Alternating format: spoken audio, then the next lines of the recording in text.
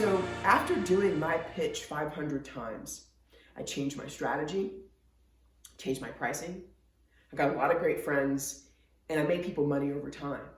So really what you want to think about is that you are using the fundraising process as a way to really hone your skills, learn more about your business, and invite the smartest to invest in. Okay, that's one. I think I've convinced you. I want to talk now about where capital comes from. Okay, so my trusty whiteboard here. I've got some numbers that are going to surprise you. Okay, in the last 12 months, venture capitalists, so this is the Silicon Valley people who go out and who write big checks, and they're the people who are written up in TechCrunch and in the media. They're the ones who are writing the $10 million checks and thinking about, how to create a $1 billion company. Those individuals deployed about $115 billion. Massive, massive numbers. That is where a lot of the capital to fund your favorite companies, your favorite scooter company, your favorite now sneaker company, your favorite sock company, your favorite, Impossible Burger, your companies that you know about, the ones that ring bells, they're getting a lot of their capital from venture capitalists. I want to talk about the next number. So that's 115 billion. B comes before T. 2.3 trillion. This is the amount of profits in the last 12 months over this number that were inside of corporations. Corporations are an untapped place to go for capital. Say it again. Corporations are an untapped place to go for capital. Here's why. If you're a big company, you're doing, a couple billion in revenue, innovation inside of your company has probably slowed a little bit, right? So the way that you get innovation is you either hire great people who push innovation through the organization, you acquire companies that allow you to pull innovation through the company, or you invest in companies and partner in those companies, and that helps you be more innovative, actually faster. And so corporations invest in startups all the time. They do it in three ways. They either write you a check as an investor, and they have something called, like Intel Capital has an incredible arm, Qualcomm, Microsoft, some of the biggest, baddest companies in the world are investing in future innovations that are 2, 3, 4 legions away from where they currently are today, but they're investing because they know those things will matter. And that process informs their business. So they might make an investment, and many of them have these investment arms. So that's number one. Number two is they might do something called, NRE, non-recurring engineering. That's when those organizations actually give you money to build a prototype or build something for their company or for your partnership or for you as their vendor and them as your customer. So it's called NRE. So if you're running a technology company, go look that up immediately, but it's an untapped budget that tends to come from the development or product side of these corporations. So that's the second way. The third way is they just pay to be a customer, and they pay you profitably, and they pay you in advance. So one of the companies I founded, we actually had a 3-year contract with Intuit where they prepaid for all of the subscription to our service. So that, $1 million allowed us to build a lot of technology.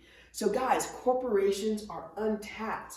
We rarely go to them, but SAP has Sapphire Ventures, Microsoft has M12, IBM has its own venture group, Accenture has, all these people, all these big corporations are looking for innovation, and they're going to give it to you either in the form of, number one, investing in your business, giving you engineering resources, and or becoming a customer who prepays. They need you. That's the second place to go and get capital. So venture capitalists, corporations. Now, friends, I'm going to blow your mind. This is what's interesting. People that are in your network today are the best source of capital for your business. And I'm talking about angels, I'm talking about smart people who've run incredible companies and who are wildly successful. Did you know what a centimillionaire is? Okay. A centimillionaire is a person who has a 9-figure net worth.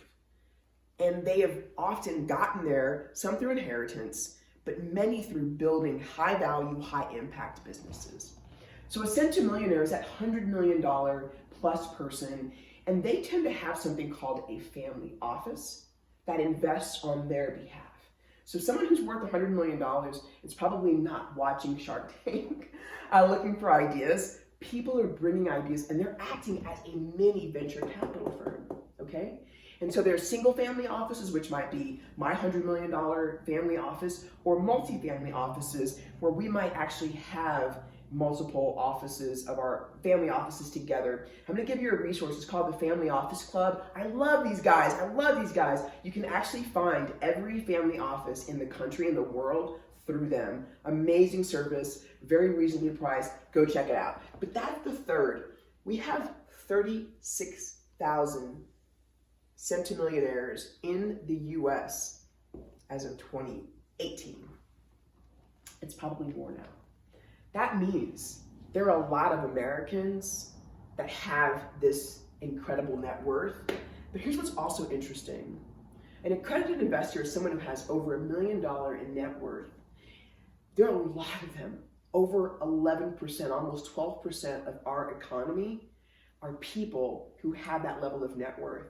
So if you add all this together, individuals, your neighbors, your friends, your professors, have $70 trillion in assets that they can turn into an investment into your business. So imagine having the smartest person you know, someone who started from the bottom, like a Drake song, and they're now running a $100 million life.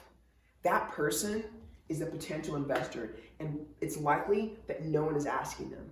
Now guys, 115 billion, interesting.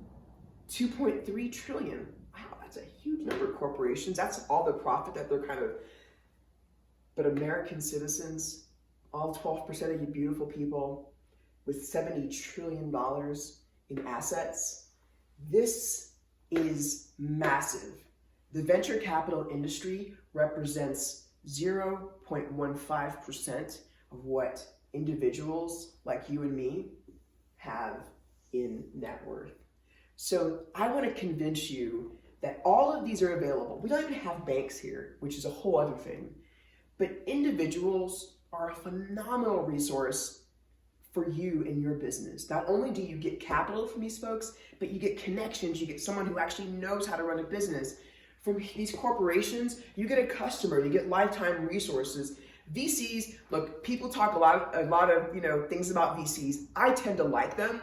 They're incredibly smart humans. They're seeing hundreds of thousands of deals every year, and they are really tuned to what works and what doesn't. These are the pattern matchers. So look, these guys are going to be very emotional about your business. These people very practical, and these people very impractical. They're looking for you to build a $1 trillion company. But at the end of the day, there are several $1 trillion of capital for your company. And I believe that you'd be better if you went out and got that capital, and I believe your business would be more successful if you did. Awesome. So here's what I want you to do. I want you to think about how much money your business could use to get to its next stage of value.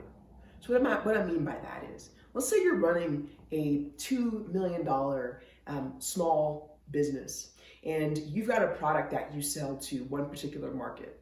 What would it take you to expand inside those existing customers? What would it take you to move into a new product line, a new distribution, a new type of revenue? What would it take you to enhance your business model? What would it take? And then we're going to talk about the resources required to get there. Now, before I wrap up this quick little mini segment, I just want to tell you, capital and resources are everywhere.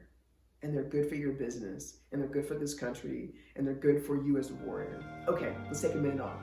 Here we go.